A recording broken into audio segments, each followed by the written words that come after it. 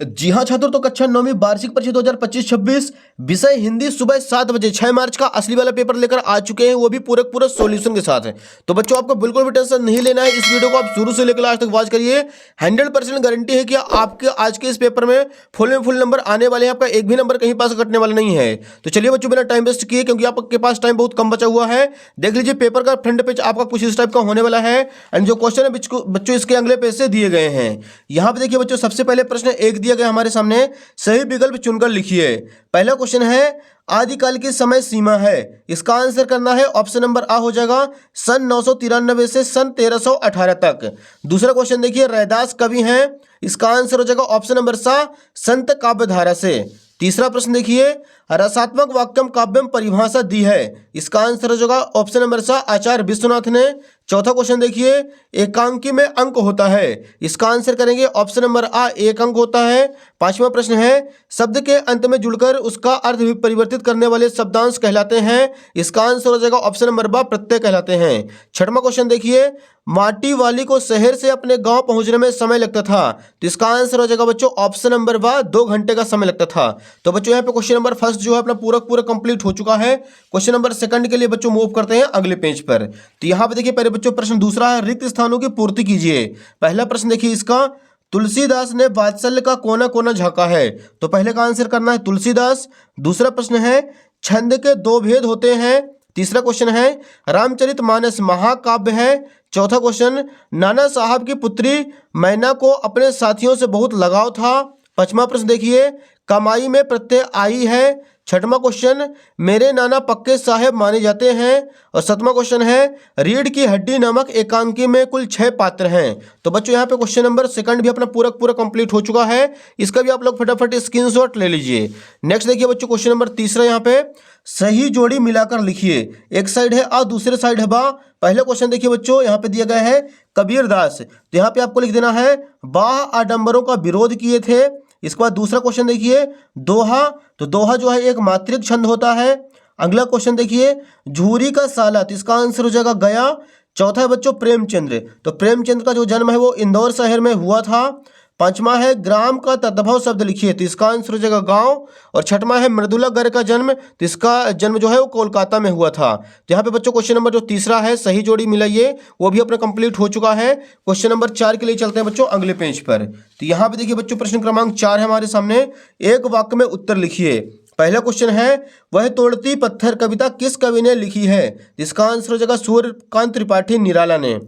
Second question है, माघ के आगमन की सूचना देने आगे आगे कौन प्रसन्नता पूर्वक चल रहा है। इसका आंसर हो जाएगा तेज हवा। तीसरा क्वेश्चन है, चरण सरोज पखारन लागा में कौन सा अलंकार है। इसका आंसर हो जाएगा रूपक अलंकार।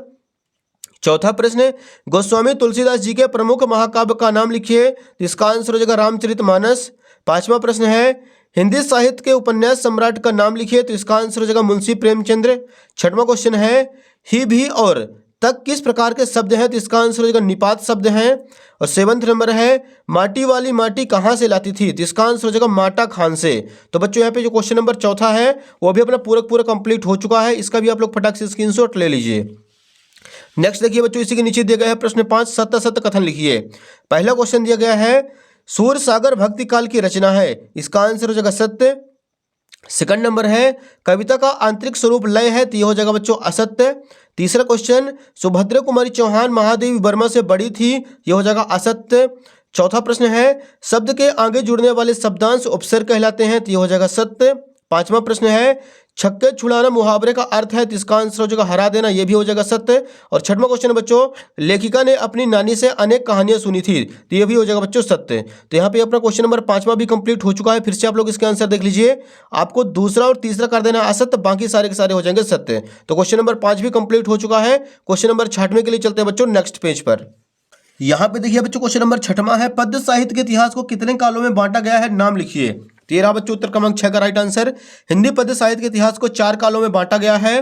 पहला आदिकाल, दूसरा प्रारंभिक मध्यकाल, तीसरा उत्तर मध्यकाल, चौथा आधुनिक काल। क्वेश्चन नंबर 7वां देखिए, कबीर रस खान के भाव सौंदर्य की कोई 2 विशेषताएं लिखिए। 13 बच्चों 7वें का आंसर आपको लिख देना है। कबीर रस खान के काव्य की 2 विशेषताएं निम्न है। पहला हो जाएगा रसखान के लेखन में आडंबर नहीं था। दूसरा हो जाएगा रसखान की भाषा सरल, सुबोध और आसानी से समझने वाली थी। तो हो जाएगा बच्चों क्वेश्चन नंबर 7 भी कंप्लीट।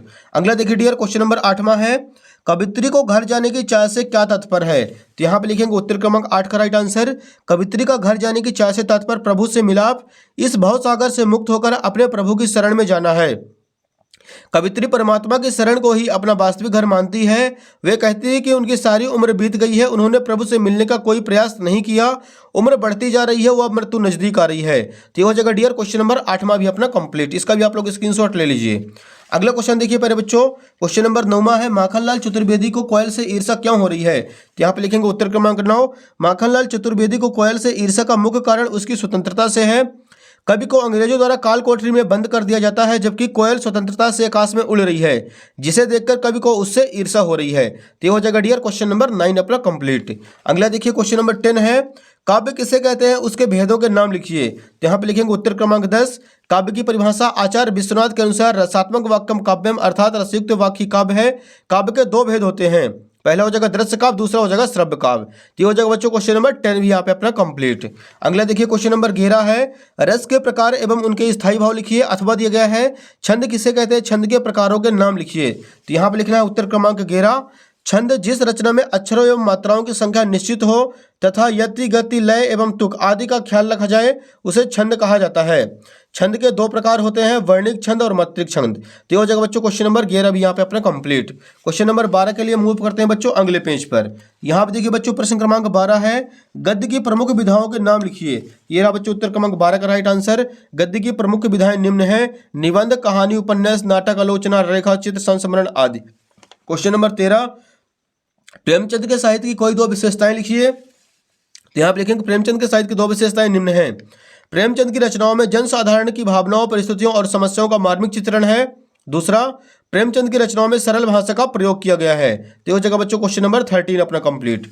अगला देखिए प्रश्न 14 है, कांजी हाउस में कैद पशुओं की हाजिरी क्यों ली जाती थी। तो यहाँ पे लिखेंगे उत्तर क्रमांक 14, कांजी हाउस में कैद सभी पशु कैदी ही थे, वहां की दीवारें ही कच्ची ही थी, यह देखने के लिए कि कैद पशुओं में से कोई भाग तो नहीं गया, इसकी जानकारी के लिए उनकी हाजिरी ली जाती थी। तो हो जाएगा क्वेश्चन नंबर 14 कंप्लीट अपना। नेक्स्ट देखिए प्रश्न 15, महादेवी वर्मा उर्दू फारसी भाषा क्यों नहीं सीख पाई।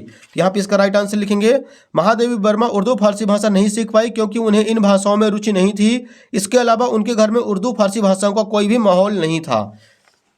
क्वेश्चन 16 देखिए, समास के प्रकार बताते हुए उनके नाम लिखिए। तो यहाँ पे लिखेंगे उत्तर क्रमांक 16, समास के 6 प्रकार होते हैं, तत्पुरुष समास, कर्मधारय समास, द्विगु समास, द्वंद्व समास, बहुब्रीहि समास और अव्ययी भाव समास। तो हो जाएगा क्वेश्चन नंबर 16 भी अपना यहाँ पे कंप्लीट। नेक्स्ट देखिए क्वेश्चन नंबर 17 है, गोलंबर के पास जनसंपर्क की गाड़ी क्या ऐलान कर रही थी। तो यहाँ पे लिखेंगे उत्तर क्रमांक 17, गोलंबर के पास जनसंपर्क की गाड़ी बाढ़ के पानी के विषय में घोषणा कर रही थी। जनसंपर्क विभाग की घोषणा के अनुसार बाढ़ का पानी रात के 12 बजे तक लोहानीपुर, कंकड़बाग और राजेंद्र नगर में घुस जाएगा, यह घोषणा ऐलान कर रही थी। तो वो जगह डियर क्वेश्चन नंबर 17 भी अपना कंप्लीट। अगला देखिए क्वेश्चन 18 है, निम्नलिखित काव्यांश का संदर्भ प्रसंग सहित व्याख्या लिखिए। तो ये लीजिए बच्चों उत्तर क्रमांक 18 का राइट आंसर आप लोग देख लीजिए यहाँ पे, संदर्भ प्रसंग व्याख्या, और लास्ट में आपको लिख देना विशेष। ये पूरा आपको फटाफट सॉल्यूशन तैयार कर लेना है। Question number 18 complete. Question number 19 के लिए चलते हैं पहले बच्चों अगले पेज पर। यहाँ पे देखिए डियर क्वेश्चन नंबर 19 है हमारे सामने, निम्नलिखित गद्यांश की संदर्भ प्रसंग सहित व्याख्या लिखिए। तो ये रहा बच्चों उत्तर क्रमांक 19 का राइट आंसर। इसका भी आप लोग फटाफट सॉल्यूशन तैयार कर लीजिए। अगला देखिए प्रश्न क्रमांक 20 है प्यारे बच्चों, पानी का महत्व विषय पर एक अनुच्छेद लिखिए। तो ये रहा बच्चों उत्तर क्रमांक 20 का राइट आंसर। आपको सबसे ऊपर हेडिंग डाल देना पानी का महत्व, एंड यहाँ पे पूरा पानी के महत्व के बारे में, पानी से क्या क्या लाभ होता है हमें यहाँ पे लिख देना है। क्वेश्चन नंबर 21 देखिए, निम्नलिखित अपठित गद्यांश को पढ़कर नीचे दिए गए प्रश्नों को उत्तर लिखिए। तो यहाँ पे गद्यांश दिए गए हैं, इसके जो क्वेश्चन है अगले पेज पर दिए गए हैं। पहला प्रश्न दिया गया बच्चों, उपर्युक्त गद्यांश का उचित शीर्षक लिखिए। तो इसका आंसर है लोक संस्कृति। दूसरा, लोकगीत किसका दर्पण होते हैं। तो इसका आंसर करना है लोक जीवन का। तीसरा, उपर्युक्त गद्यांश का सारांश लिखिए। तो सारांश में बच्चों आपको जो गद्यांश दिया गया है उसकी नीचे की 3 लाइन लिख देनी, वही इसका सारांश हो जाएगा। अगला देखिए डियर प्रश्न क्रमांक 22 है, स्थानांतरण प्रमाण पत्र टीसी प्राप्त करने हेतु अपने विद्यालय के प्राचार्य को एक आवेदन पत्र लिखिए। तो ये भी आप लोगों को समझ जाएगा, स्थानांतरण प्रमाण पत्र के लिए अपने प्राचार्य को आवेदन पत्र लिखना है।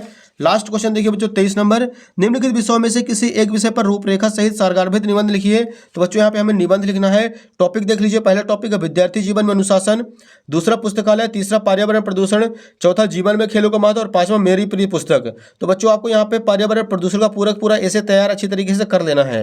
तो बच्चों उम्मीद है कि आपको पूरा असली क्वेश्चन पेपर समझ में आ गया होगा। फटाफट वीडियो को लाइक कर दीजिए, चैनल को सब्सक्राइब कर लीजिए, नोटिफिकेशन ऑल पे प्रेस कर लीजिए, क्योंकि बाकी सारे विषय के जो असली क्वेश्चन पेपर है बच्चों आपको इसी यूट्यूब चैनल पर मिलने वाले हैं। धन्यवाद।